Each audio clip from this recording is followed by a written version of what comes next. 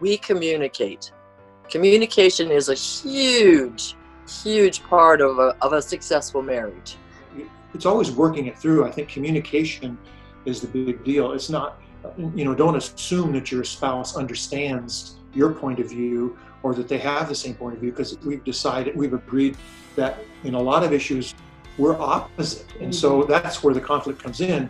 One person wants one thing and has one point of view. The spouse has an opposite point of view. Neither one of the points of view is right or wrong. Me being the second oldest, I took on a level of responsibility that, at a pretty young age as well. So it's like, I was used to delegating. Like, you do that, you do that, you do that. I'll do this and we'll get it done. And I'm like, and that's tell me what to do. That is the root of the problem.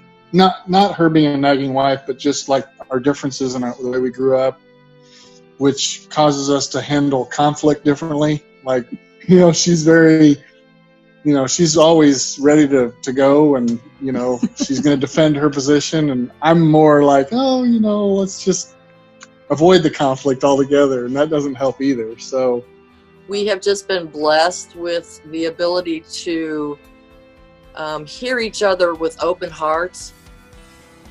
Sometimes in a very heated situation, maybe a subject matter that's quite heated, we may not agree on things, but we listen to what each other is saying.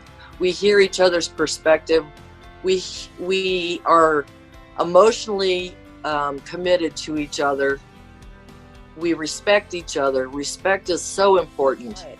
But then there's other times where I've learned to ask questions, because he may not necessarily, tell me necessarily about different things in his day or things that are going on. But then we've kind of done it so much where I'll ask a question and start a conversation that now they're kind of happening more naturally. That time is all like, oh, I need to tell you, whatever happened, and I'm dealing with this situation or whatever. And I enjoy those times. I really, really do, because they're always an opportunity for me to see how brilliant he is. No, I don't know. Yeah. But what I wasn't expecting was, my husband not really having that same perspective. So it definitely knocked me down a lot. Like, when we would have conversation and I would end with, okay, so this is what I need to do. And he would end with, yeah, and you also need to do this. So. With her constantly getting on me, like I would make a decision and then she would question that decision. And it's led to trouble, like even today, sometimes I'm at the grocery store or whatever, she'll send me to go get shampoo, and I get there and I can't make a decision, because it's like, I feel like if I get this shampoo, she won't like it for this reason. If I get this shampoo, it'll be a different reason. And I just break down, and I can't make a decision. If you can talk to each other, I don't care about what. You can agree to disagree, but if you go to bed at night and before you go to bed you pray, you can't be mad at each other. How do you be mad at each other when you're praying to God? You can't. So for me, that's one of the most very important things that should go along with a vow. That should be in your vows. We will pray together every night before we go to sleep. I had to learn, I didn't come from a family that talked a lot. We would kind of argue and yell at each other. And it was it was done in a way where you understood that the yelling wasn't necessarily at you as I'm mad at you. It was just that's how we talk. And so sometimes I have a problem, because I get like that and I forget that this is my wife and not my sister, so she doesn't understand. I'm not yelling at you, I'm just passionately saying how I feel. I'm you're so mean. And it's okay, now I gotta apologize and talk about it. And it's yeah. But we've gotten past that, and I have to recognize that she's not that way anymore, and I can just make a decision. It's no big deal. But it's still a struggle. One thing I try to do is listen to what she says. Like if she says she wants, needs something from the store, in passing, then I try to keep that in my mind. And then when I go to the store, I try to pick up those things and try to be, and same thing, like when her parents need things, I try to keep that in my mind. And so I try to, to serve her parents as well, because I know that that's really serving Pam. When we communicate, we don't talk over each other. We listen to each other's opinions. We discuss what you just said. We discuss what I just said, and we usually come to a meeting point where we can agree or disagree, agree to disagree. It's very easy to say words and then you wish they had slipped out of your mouth, but because Buzz is a very sensitive person and he shuts down, by the time I've said it, I'm like, oh boy, and so I know with him, I need to give him space. I need to give him some time to process that. And if you have a situation where it's heated, it's best to kind of take time out and think about what's being said and try and look at it in the other person's eyes, and then come back together and maybe discuss it again. Communication is so important. I mean, like number one. I think the first thing that comes to mind is we had a huge blessing in that our premarital counselor was our college pastor, and he really helped us talk through a lot of things before we were even married about things that would help us to communicate with one another, defining our roles, and who's going to do the grocery shopping, who's going to do the cooking, who's going to do the cleaning up after the cooking, what amount of money is one of you going to be able to spend without having to talk to the other one, and what's that dollar level at which you're going to talk to each other about it before you spend it. I mean, just those little questions that we never would have thought to think about before we were married. Even to this day, 22 years later, we still follow those things we talked about in premarital counseling.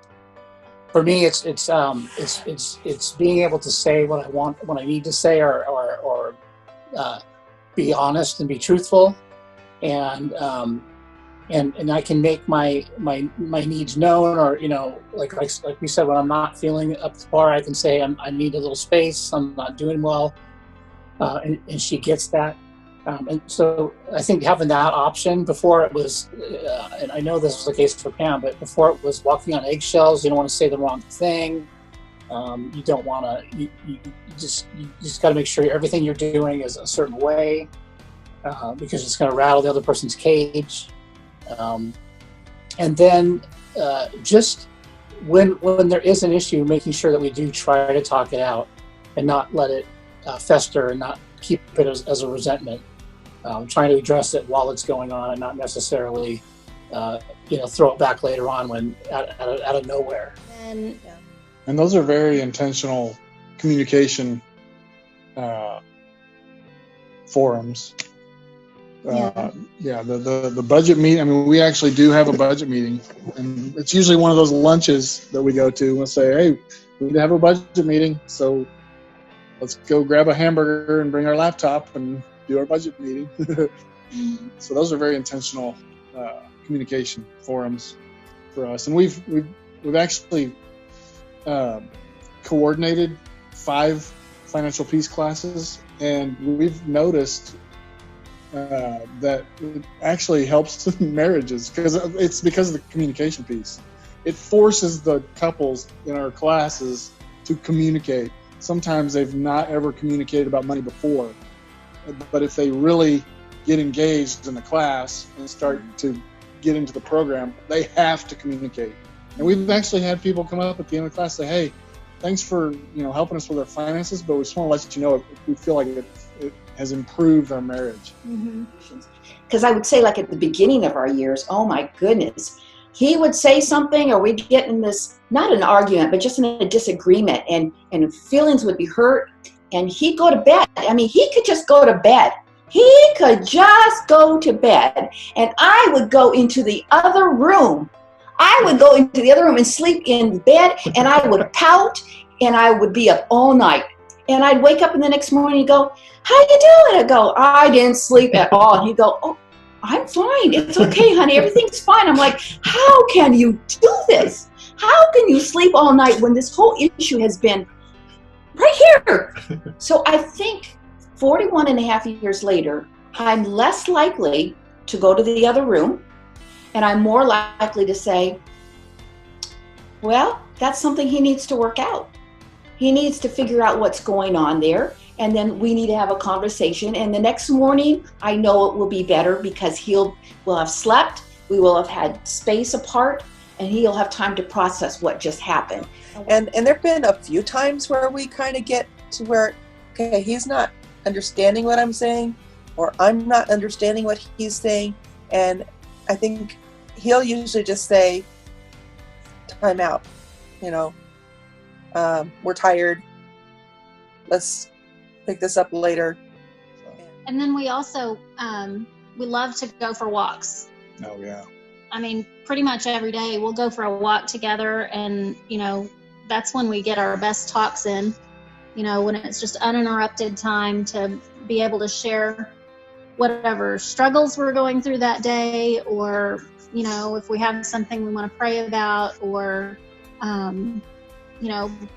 hey, listen, this great thing happened today at work, or whatever. We really like to go for walks together and just talk. Yep, and that's usually when it's just us. Sometimes one of the kids will join us. We always invite them. Usually they don't. So it's usually just us, and we can talk about anything that's going on. So we use that time, and we're best friends, so we like to talk about whatever's going on. And we can talk about, why did that hurt you? What were the words that were said that hurt you? How could I have said it differently? Like if he'll say something to me, and I'll look at him, well, in this COVID-19 time, he will have said something, and I'll go, really? Is there another way you can rephrase that, please, and say that differently to me that would just support me a little bit more? And he would stop, and he thinks about it, and you restate. He goes, well, and so he'll say it, and he goes, how was that? I go, that was a lot better, thank you. And then you just move on, and it is a choice. You just say, okay, move on. And we move on, don't we? Right. So. Understanding and communication, and just feeling like I want to understand his point of view, and he wants to understand mine. We don't always, maybe some wrong word or tone or something will kind of derail things, and then we have to kind of like stop. And I think we've gotten to that point before where I'm just like, we're not getting anywhere, and then we'll just kind of stop and just sit for a few minutes, and then just start, okay, this is what I'm feeling, and then okay, and then we'll get through it. And it's like, okay.